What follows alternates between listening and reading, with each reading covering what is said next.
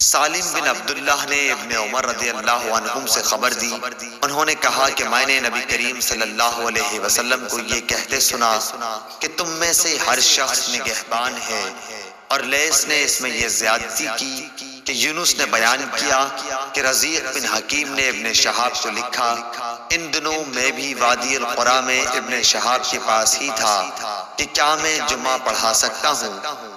رزیق علا کے اطراف میں ایک زمین کاشت کروا رہے تھے، وہاں حبشہ وغیرہ کے کچھ لوگ موجود تھے۔ اس زمانے میں رزیق علا میں حضرت عمر بن عبدالعزیز کی طرف سے حاکم تھے۔ ابن شہاب رحمۃ اللہ علیہ نے انہیں لکھوایا، میں وہیں سن رہا تھا کہ رزیق جمعہ پڑھائیں۔ ابن شہاب زریق کو یہ خبر دے رہے تھے کہ سالم نے ان سے حدیث بیان کی کہ عبداللہ بن عمر رضی اللہ عنہ نے کہا کہ میں نے رسول اللہ صلی اللہ علیہ وسلم سے سنا، آپ نے فرمایا کہ تم میں سے ہر ایک نگران ہے اور اس کے ماتحتوں کے متعلق اس سے سوال ہوگا۔ امام نگراں ہے اور اس سے سوال اس کی رعایا کے بارے میں ہوگا۔ انسان اپنے گھر کا نگراں ہے اور اس سے اس کی رعیت کے بارے میں سوال ہوگا۔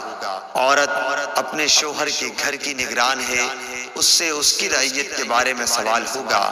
خادم اپنے آقا کے مال کا نگراں ہے اور اس سے اس کی رعیت کے بارے میں سوال ہوگا۔